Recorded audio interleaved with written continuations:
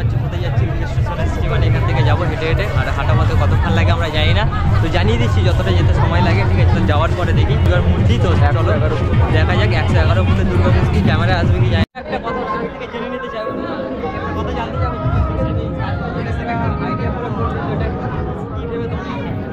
এটা অ্যাকচুয়ালি আন্দামানে একটা দুর্গাপুজো হয়, ঠিক আছে। সেটা আন্দামানের একমাত্র বাঙালিদের যারা ওখানে থাকে তাদের দুর্গাপুজো। সেই যে সাজটা, সেটার একটা কোলাজ আমরা ইন্টারনেট থেকে ডাউনলোড করেছি।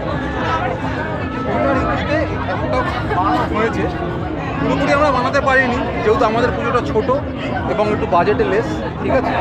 তার সত্ত্বেও আমরা চেষ্টা করেছি এই পুজোটা, এই ঠাকুরটাকে ওই ধরনের যতটা আর কি যতটা করা যায় আমাদের সীমিত সামর্থ্যের মধ্যে যতটা লুক দেওয়া যায় ততটাই কিন্তু দাদারা যতটা পেরেছে চেষ্টা করেছে, ঠিক আছে। কিন্তু দেখো চেষ্টা করার কিন্তু ফল পাওয়া যায় একটা, ঠিক আছে। তো সেটাও দাদারা আশা করি পেয়েছে আর পাবে, ঠিক আছে।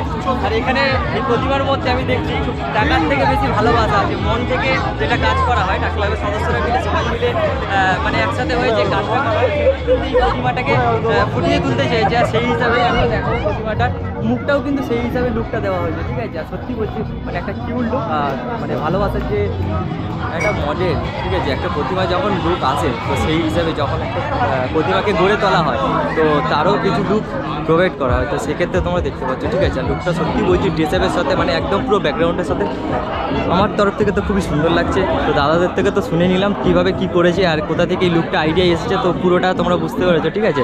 আর যেখান থেকে ঠাকুরটা বানানো হয়েছে, তো সেই এক ডিটেলসটাও তোমাদের এখানে দেওয়া আছে, একটু দেখে নিও কাইন্ডলি। তোমরা যদি চাও ওখানে গিয়েও যোগাযোগ করতে পারো, তোমাদের যদি ঠাকুরদের মানে গড়ার ইচ্ছা থাকে, ঠিক আছে। তো আশা করি হাতের কাজ তো খুবই ভালো দেখলাম, সুধীর পাল সম্ভবত, তাই তো। প্রতিমাটা কোথা থেকে আনা হয়েছে দাদা? প্রতিমাটা আনা হয়েছে বেমানপুর কুমোরপাড়া থেকে।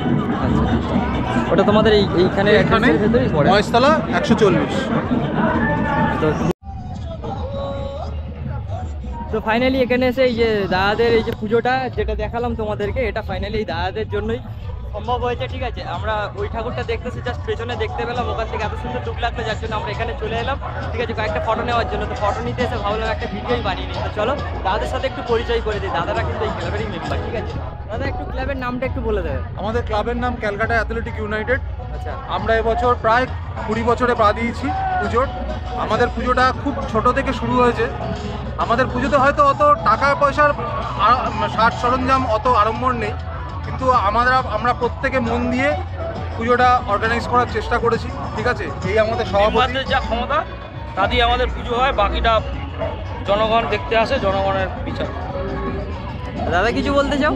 আমাদের পুজোটা সবাই দেখতে আসবেন, আর কিছু না, ভালো সরস্বতী মা।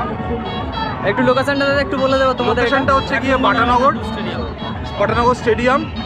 আপনারা যদি শিয়ালদা থেকে আসেন তাহলে নঙ্গি নামবেন, নঙ্গি নেমে ওখান থেকে পায়ে হাঁটা পথে মাত্র 5 মিনিট।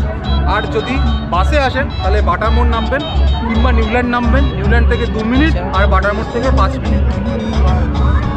তো ফাইনালি গাইস শুনতেই পেয়েছো, তোমরা বুঝে গেছো আশা করি এতক্ষণে, ঠিক আছে। তোমরা যেটা দেখালাম প্রতিমাটা, তোমাদেরকে পুরো ভিউটা আমি দেখিয়ে দিচ্ছি। দাদার সাথে তো আমি কথা বলে খুবই ভালো লাগলো, ঠিক আছে। দাদার সাথে একটা ছবি নিয়ে নিই।